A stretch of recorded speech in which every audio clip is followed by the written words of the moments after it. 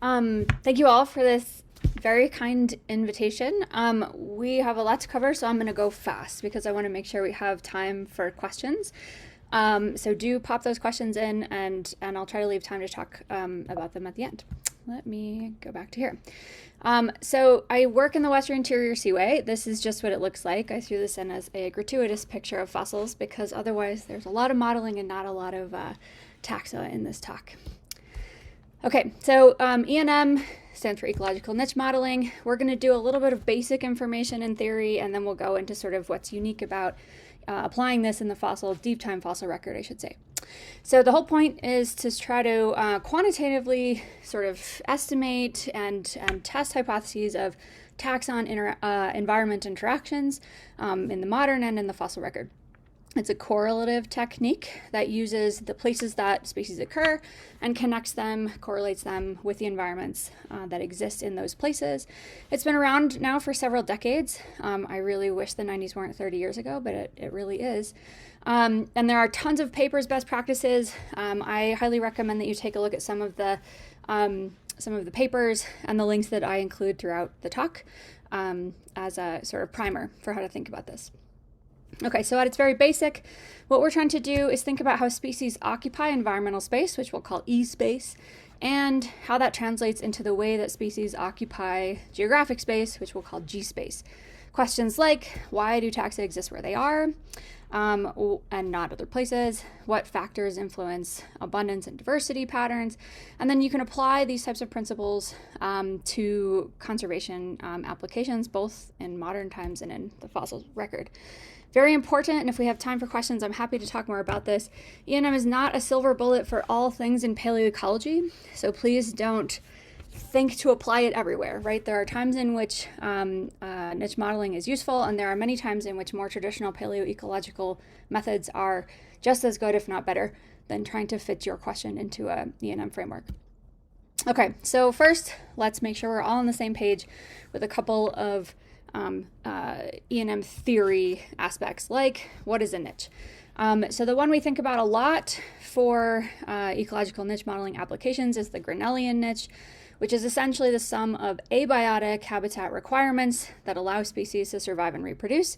Generally, it started, I have these little squirrels here because he started out thinking about it in an elevational gradient perspective, and we translate this into these normally distributed abundance versus environmental gradient curves, one for each environmental gradient in which a species might persist.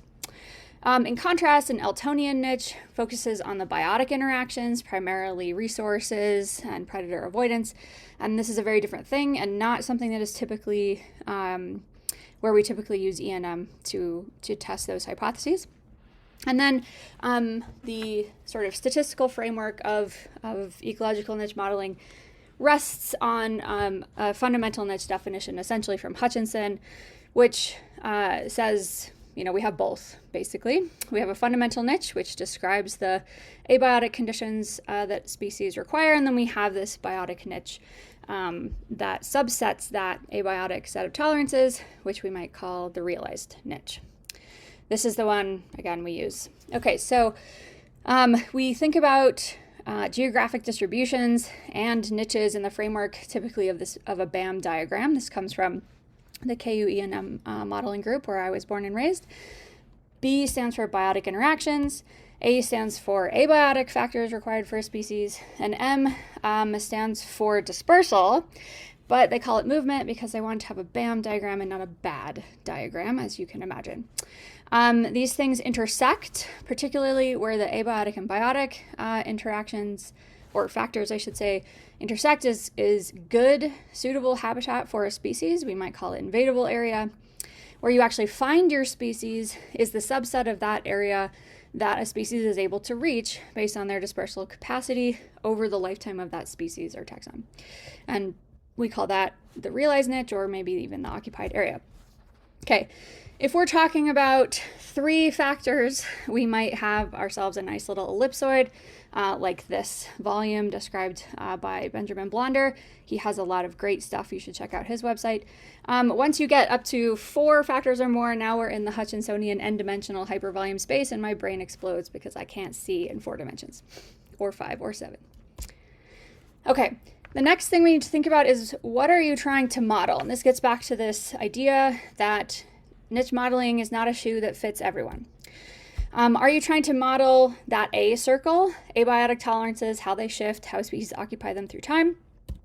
Are you trying to model or trying to test hypotheses of biotic interactions like competitive exclusion in a biogeographic context or niche partitioning? Are you trying to think about the history of movements, like how has dispersal influenced where species exist through time across space? Are you trying to do all of these? If you're trying to do all of them, I really suggest you pick one and do it one at a time. Niche modeling is not great for all of these, right? If you're looking at biotic interactions or dispersal or a multi-combination of these, niche modeling may not be for you. Certainly you can use it when you're thinking about abiotic tolerance hypotheses and maybe niche partitioning. But beyond that, other methods are much more effective than using something like niche modeling. Okay, so that is to say, niche modeling is testing hypotheses that are typically associated with abiotic fundamental niche constraints on a species, how those change over space and time. But we have to, in doing this, we have to essentially establish, or I guess assume is a better word, that this B and M circle are not important, right? So this is sort of like your standard multi-factor analysis. You sort of hold everything constant minus the one thing that you're trying to test. So in this case, it's called the Eltonian noise hypothesis. We assume that M and B are not constraining on species distributions, and that the only thing that constrains where a species exists in time and space is these fundamental niche characteristics. Okay, so this is a very important assumption. If your models are terrible or confusing, then it may be that these other factors are not constant the way that you think that they are, or they are more limiting than you thought. Okay, so it's certainly incorrect, but a required assumption for this type of test. All right, so I'm stealing some of this from a workshop that I did with Aaron Zaup and Hannah Owens, Laisha Stegall, among others, Jenny McGuire in 2022. So you'll see slides that say Hannah Owens on them. That's things that she had kind of put together for this project. The general E&M workflow is to collect your data, occurrences, and environmental data, pick a niche model and generate it. You can then take the product of that and project it onto geography or a different place in time, and then you have post-modeling evaluation. Okay, we don't have time to talk about much of these. We're going to focus primarily on the data sets that are put together for PaleoENM specifically. The rest of this is actually very similar across ENM and PaleoENM applications. So a bunch of these links that I'm going to show you, you can go explore different types of niche models, projections, and post-model evaluation. Post-lecture, I'm happy to point you in different directions as well. So let's just start with general niche modeling.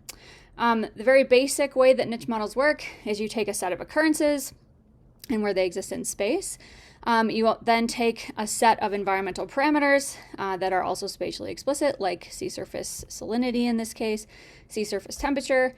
You correlate them using some kind of multivariate correlative algorithm, and then you end up with some kind of prediction of what's good and what's not good for your species.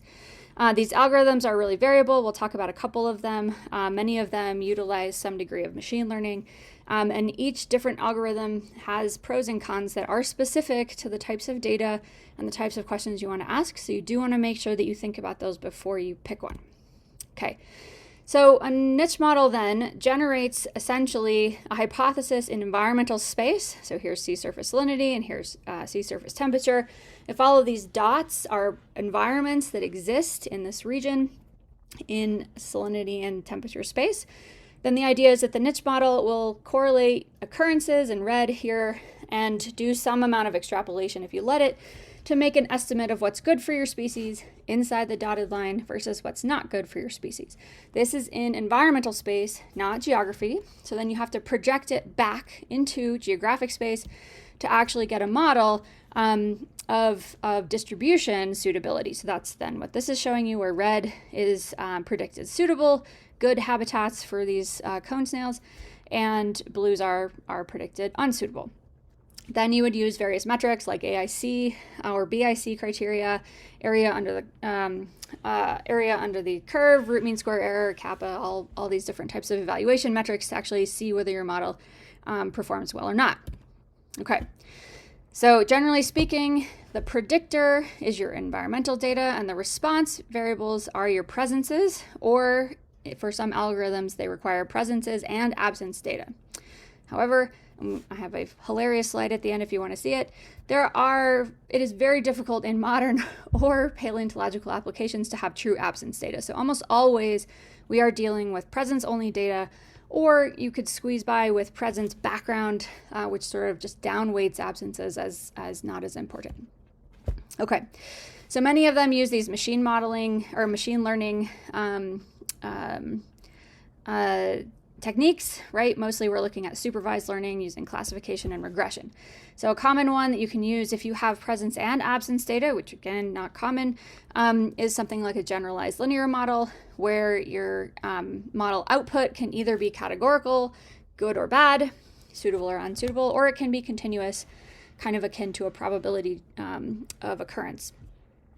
And this is essentially an adaptation of your standard multiple linear regression models. You can also do things like classification, or regression trees.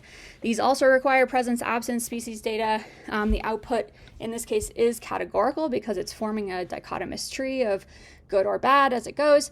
And to be honest, both of these are fairly sensitive to overfitting. Actually, most ENM algorithms are pretty sensitive to overfitting. Okay, ensemble modeling is another choice. This is essentially the why choose novel of ENMing, which is to say you take a lot of different algorithms and you do some degree of synthesis across their results. The common platform to do this is Biomod 2. I don't generally recommend this because, like I said before, these different algorithms have different biases and different sort of data requirements to work well, right? So if you just throw them all together, you're inevitably not picking some models that aren't particularly informative for the type of data and questions that you're asking. So why would you average over these? Much better, as in the general sort of golden rule of statistics, don't throw spaghetti at a wall. Pick the types of statistical analyses that fit your data and your question and use those, right? Because you've already decided that those are the best way to do it. Okay, so in that context, we typically use the MaxEnt algorithm in PaleoENM studies and many modern ENM studies as well. This one is another of these machine learning algorithms where it's sampling presences and then it's sampling background from the environmental data in your model, and it's then iteratively testing different model rules of suitable and unsuitable to develop a series of best fitting equations that match your data as best as possible. ELITH 2010 has a great kind of basic paper on MaxEnt. Phillips, who is the originator of the MaxEnt algorithm, also just published not so long ago a paper. Gosh, that was 10 years ago. All right, it was a while ago. A paper thinking or kind of demonstrating more about the way that MaxEnt works. So check those out. Okay. If you are just getting started, a great place to play around with different algorithms and explore your data in a modeling framework is this package, this called Wallace. This has come out of the KU modeling group, and it's a nice little graphical GUI interface where you can kind of go through the steps of collecting and cleaning data, both environmental and occurrence, and then kind of play around with how to interpret and visualize your data under different modeling scenarios. So this is a really nice place to go to do a basic tutorial on how to start using niche models. I do not think that they actually have their paleo functionality yet. But you can kind of get around that by ignoring what's in the background of the maps and just using your own lat longs and your own sort of background maps of paleogeography. The KU-ENM group, primarily through Marlon Kobos and Hannah Owen's GitHub sites, are good places for code if you just want, if you just want to download code to use in R to do your own niche modeling outside of this framework. Okay, so some important caveats for general niche modeling. This difference between geographic and environmental space is important. So here we have lat long, North America. All the dots are places where environments were collected in North America. And then on this side, we have environmental space and precipitation, temperature maximum and temperature minimum, where you can see the environmental conditions that exist at all of those places, and the yellow corresponds to the yellow. So we call this Hutchinson's duality, which is to say that taxa live in geography, but we define their abiotic niche or their fundamental niche using these non-interacting xenopoetic or abiotic variables, right? Because of that, we have to think about the way that we interpret our models within the context of building them in E-space, but projecting them onto G-space, right? So if you've seen words like species distribution modeling, that's not the same as ENM, right? Species distribution modeling is referring to the projection of your environmental space model onto geography, right? But by themselves, niche models exist in environmental space, right? The data comes out of geography, it ends in environmental space, and unless you do something with it, like project it back onto geography, they are not the same. And you can kind of see that here if we take another random environmental gradient space with a bunch of different dots, and you can see that dots here in the red box exist geographically non-continuous, right? They exist in many, many different places across the Americas. And this is important because then you can't necessarily assume continuity between your geographic and environmental spaces, right?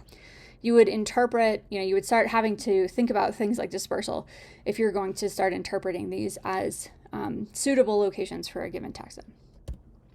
Okay.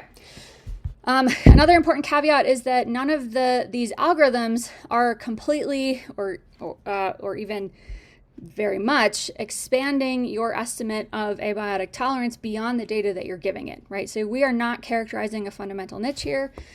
We are primarily characterizing a realized niche because our data come from that middle part of the BAM diagram, right, where everything is overlapping. And then if you allow your model to extrapolate a little bit from its iterative testing, then you can get a little bit more. So I like to think of it as a realized niche plus. Some people are like, no, it's an occupied niche only. And that might look something like this B diagram where you are measuring the way that species, the suitability for a species along this environmental gradient only for this part where you have data, which is often just some portion of that normal distribution. And after that, your model's going to do whatever it wants. It'll truncate it. Anything beyond this in environmental space gets a value of no suitability. You can clamp it. Don't ever do truncation or clamping where it'll just continue this value of suitability forever. Or it might extrapolate in any number of willy-nilly ways. If you feel like your data describes enough of this normal distribution that that extrapolation would reasonably estimate the rest of that distribution in a normal curve kind of way, then go for it. If not, don't do it. And the bottom line then is that these niche estimates are only as good as the environmental coverage of your occurrence data and then the quality and resolution of that environmental data. Which is to say, if you have a taxon that lives globally, but you're only using data from Texas to estimate a niche, you are missing a lot of environmental data with which you could build a better model, right? So that's not going to be a species level model. That's going to be a population level model. And that's okay, but you would interpret those differently. Okay, so that's sort of modern and fossil ENM together. And I will just say that fossil ENM can actually help deal with some issues that modern ENM has. One of these is issues of the existing niche. So we know that species live for 1 million years maybe at a time, but a modern perspective is only going to characterize the environments that exist on the planet today. So things like conditions during the LGM, if your taxa was alive during the LGM, will not be part of that niche estimate, and in fact will most likely be predicted as unsuitable because they're not part of that environmental data used to train the model. Using fossils then can really help fix this, right? Because if you have fossil data from places with environments constrained from the LGM, you can include those in your models and expand that estimate of what the niche could be beyond what's feasible with modern environments. ENM is also very much constrained by an assumption of niche stability. If you are doing any kind of projecting of your niche model to a different place or a different time, you're assuming that the model you built is static, is stable, that you've got the right answer, right? That's not necessarily true, particularly if you've lived through major environmental swings, like, for example, glacial interglacial cycles in the Pleistocene. With fossil data, you can help to see how species are occupying environmental space through those different environmental changes and use that to better constrain your niche estimates.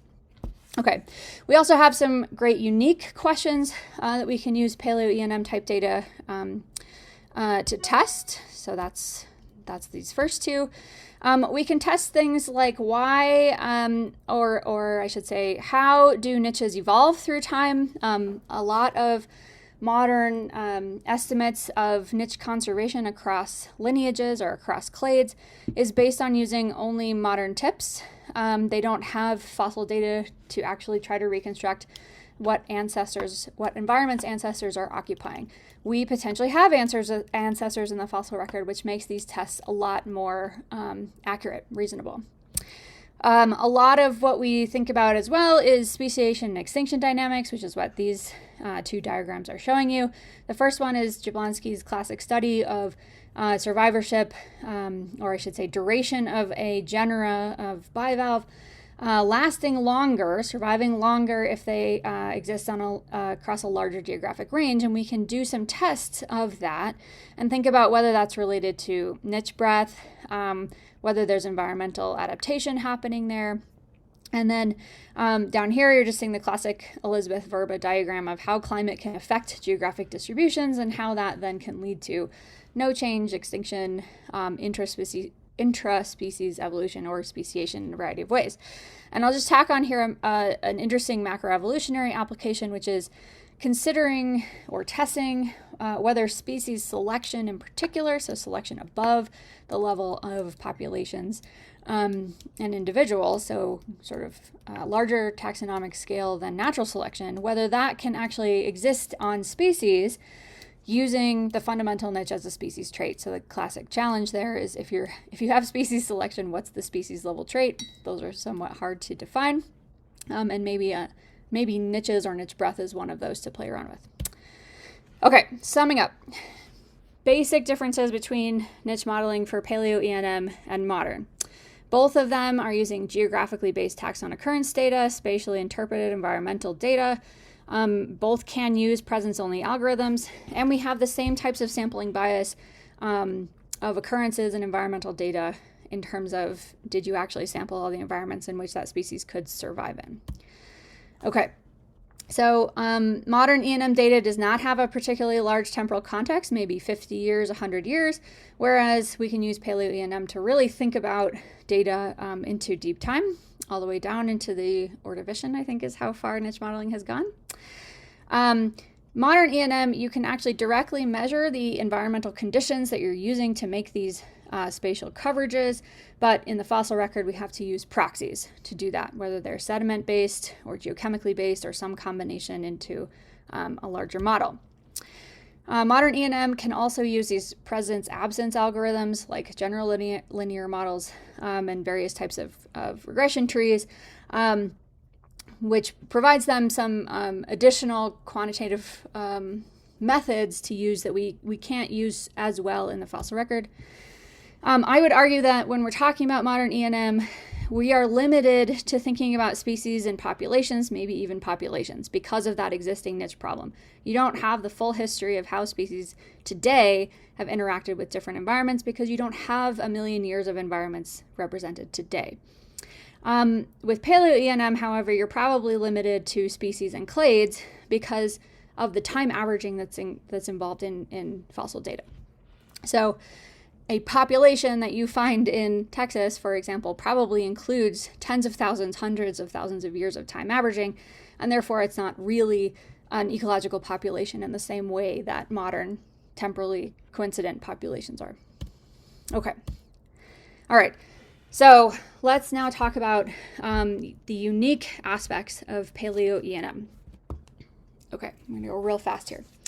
All right, so the first thing that you need are occurrences. You go find your fossils, and you have to make sure that you know the wheres and the whens. So spatiotemporally explicit data of how old and lat longs for where they occur.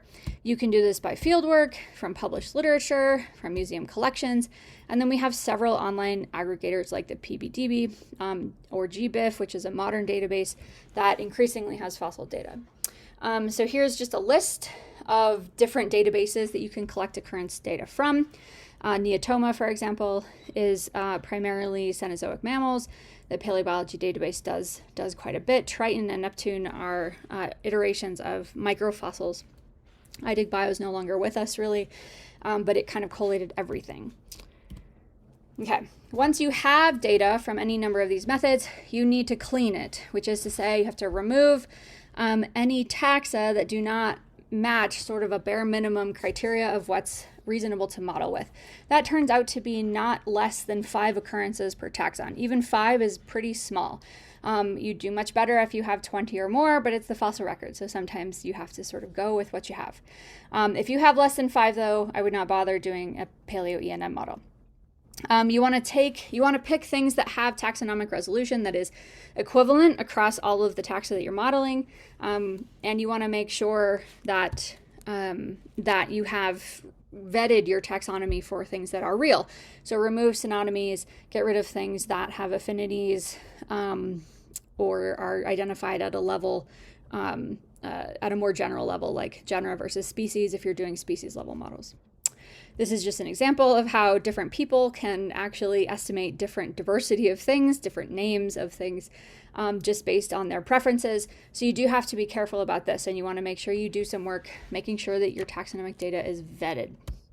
Okay, here's a great R package that'll help you to look for wonky things in your data. So you can pull this up, or I suppose. Open this up in R and then see if there are abnormalities in your data that you want to take a look at more closely. Okay.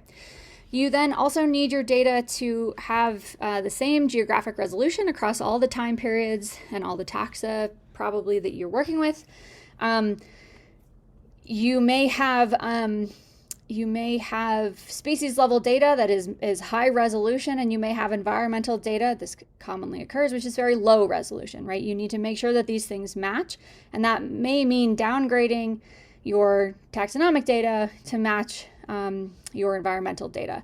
Downsampling your environmental data is difficult, right? You end up with a lot of weird anomalies. I don't recommend it, generally speaking.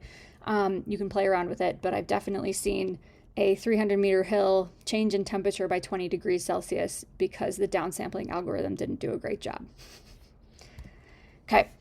Similarly, you need to have similar stratigraphic resolution across all the different aspects of your data. Time averaging may be different in different locations in which you've found your fossil occurrences. You're going to want to look at that and try to, as best you can, include taxa that come from a similar amount of time to each other. Okay. A lot of existing fossil data may not actually be georeferenced, which is to say it doesn't have a latitude and longitude assigned to it. You can do that with a bunch of different online tools. Geolocate is a nice one. It can do batch processing. And even if you do have lat longs assigned to it, you may want to just standardize it by using geolocate to redo everything. You're also going to want to consider paleogeography. If you're working in the Cenozoic, maybe it's not so important to to rotate to paleo coordinates. If you're working in the Ordovician, you absolutely and 100% are going to need to take your modern lat longs and rotate those to the paleogeographic positions in which they occur. For latitude, that's very easy. For longitude, it's a little trickier. Okay, and you're probably going to want to incorporate some measure of geographic uncertainty. This helps you set the geographic resolution of your data or of your study. In this example, the uncertainty on this particular location, distance at a heading 10 miles east of Bakersfield, has an uncertainty of 11.5 kilometers. You're not going to want to pair that with environmental data at a 1 kilometer resolution, right? That they are two different. Okay. You have to think about spatial autocorrelation. This is the first rule of geography. Near things are more similar than far things. So this violates assumptions in the model of independent observations, which can create sampling biases in your model and inflate your performance and actually constrict what the model is considering as suitable versus unsuitable. There are a lot of different ways to do this. I don't have time to talk very much about it. But the primary way that we do it is through spatially thinning and our occurrence data and or environmental data. And this paper here has a nice review of different ways of doing that. Okay, environmental data. This is where PaleoENM gets very fun and gets much more geological. Okay, so in addition to occurrence data, we need these spatiotemporally explicit environmental coverages. So we can ask this question, where does my taxon occur and where doesn't it? Modern ENM uses point data from existing weather stations and interpolates across that surface to build something like this image from NOAA. I think it's sea surface temperature. In PaleoENM, you have two options. You can use global climate models or Earth system models, which have synthesized different environmental factors across geography. Note that the spatial resolution here is much lower than here. Or you can use sedimentological and geochemical proxy data to make your own spatial coverages. And again, you're treating that like modern point data where you're interpolating across. Same autocorrelation issues with environmental data and the same fixes. Okay, if you're doing geological proxies and making your own environmental layers, you're going to measure your proxy variable at different points, interpolate across that using some kind of spatial interpolation algorithm. I like to use inverse distance weighting, IDW. It is the simplest. It just estimates greater distance, greater difference, which from my perspective introduces the least complex types of error into your modeling. There are many different types of interpolation algorithms that do things a little bit differently. You'd have to think about the types of error that they introduce if you choose them. Okay, then you really need to limit the extent of your analysis and your environment to available outcrop area. And the reason that you do that is because if you can't find a fossil in a given location, for example, northern Texas, then you can't ask a model to accurately assess whether the environment there is good or bad, right? So you introduce a huge amount of error if you don't limit your environmental coverage and your analysis to places where you can actually ground truth presence, absence, or at least presence of a taxon. Okay, you can use subsurface data like cores to help you build your interpolation, but then you're going to want to clip that to your available outcrop before you do your niche model. Okay, types of sedimentological proxies that you might want to use. We use things like substrate, siliciclastic versus carbonate concentration within a section, degree of bioturbation, sediment rate, inferred water depth, distance from shore. These are all things that are potentially important for defining where a species that lives in like an epifaunal shallow benthos. If you're working with something different, you're going to want to pick sedimentologically derived environmental proxies that work for that type of taxon. This is where you want your strat columns to have about the same amount of time because you're going to average the conditions across that to assign values to a given point location. Okay. All right, we can also use geochemical proxies to do this, and as people are doing more and more analyses, then you can incorporate them and make new friends in the geochemical world. So this is an example of clumped isotope temperatures on the top and estimated delta 18O water values on the bottom for several sites in the Gulf coastal plain that we have been measuring. So you can use traditional oxygen isotopes, clumped isotopes, or even triple oxygen isotopes to try to help estimate paleo temperature. You do need to be careful of diagenetic effects in all of these cases. You can also use redox sensitive elements to better infer oxygenation, things like uranium isotopes, highly reactive to total iron, or molybdenum, TOC, etc., vanadium, to try to get a sense of how oxygenated your environment was over a given time period. Again, averaging conditions across the duration of your time bin. Okay. If you're not going to build your own environmental layers for PaleoENM, you can use existing global climate models or GCMs to do that.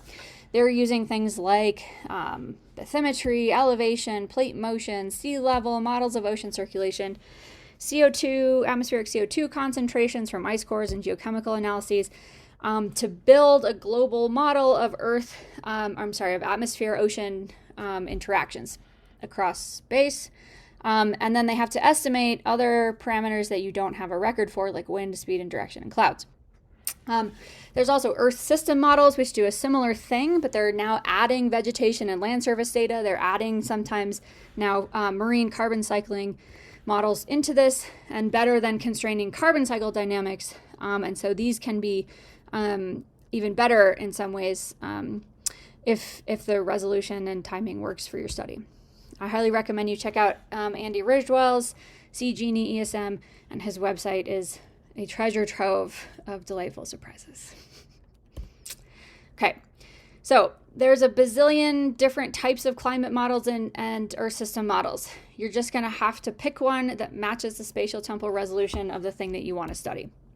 Okay, for deep time pre-Cenozoic, I like some of the models coming out of the HAD-CM3, Hadley Center Bridge Group at Bristol, but it's sort of a choose your own adventure. All right, basic caveats. Just because it's a quantitative model doesn't mean it's good, right? You have temporal resolution issues. There are limited time bins that are available. For example, you may not find the Permian. You may find the Ordovician, but you may find one stage in the Ordovician, not many. You have limited time bin, or you have variable time bin separation. So you might find one stage in the Ordovician and one in the Silurian, but they're not next to each other. And you have variable time bin length, right? It could be that this time bin is 10 million years of history or of environmental history, or it's 5 million years of environmental history. You also have spatial resolutions. The biggest one is that often the pixel size is very large. So 2.5 by 2.5 degree pixels is common. And that is, there's like 4 pixels then that make up the entire US Gulf coastal plain. Not very many. Bigger caveats, you really need to think about how good these models are, right? So elevation and bathymetry are hard to reconstruct. Paleogeography, always changing. Eustatic and regional sea level are difficult to separate. PaCO2 proxies are absolutely influenced by who's studying them, when, and using what technique, including diagenetic alteration. And there are no proxies for things like wind and clouds, which turn out to have a really important effect on the way that heat moves around the globe and in the ocean. So those are dials that need to be turned to best fit the model, which is to say, all models are wrong, some are useful, and you have to keep in mind whether this model is doing the thing that you need it to do. Okay, new data set, stratigraphy. Okay, this is a special thing for PaleoENM. We need to know when your taxa are and when your environments are. You need to pick things like how long or what type of temporal resolution you're going to use. Stage level, that's 5 million years or more. Substage, 1 to 5 million years. Biostratigraphic zone, hundreds of years. The smaller your length of time bin, the more difficult and the more information you're going to need to actually fill out your model. How many time bin you use is going to be data driven, as well as what's your question and what are you trying to answer. So maybe 2 is fine. Maybe you need 5. Okay, where do you get stratigraphic data? Sometimes it's associated with your specimens. Often it's in the metadata, and you need to go back to literature to figure out how to change formations and members into an actual stratigraphic, relative, or radiometric age. There are now great tools online like MacroStrat, which is a map-based tool, or the GeoBiodiversity database, which is a unique stratigraphic place-based tool that'll help you kind of estimate that as well. Okay. This is an example from my dissertation where I literally just went through 800,000 papers trying to assess how old various things were in different places, because geologic formations actually represent different ages across, for example, the Western Interior Seaway. So you might be able to only say that the Mesa Verde group in New Mexico is, ranges nearly the entirety of the late Cretaceous. Now we have better ways to do it. Okay, if I have time, I'm going to stop here actually and just go to the summary. If you want to go through my very quick example, we can, but really I just wanted to highlight all of these things. What I want you to take away is that niche modeling is really powerful, but please use it for good and not evil. PaleoENM is very similar to modern ENM with some very important but fairly minor differences. You will spend most of your time reconstructing environmental data if you are using SED-based models, and in my experience, SED-based models tend to be more accurate than your climate-based models. Okay, so I'll stop right there, and I'm happy to answer questions. I can show you the caveat if you don't have questions, or the example.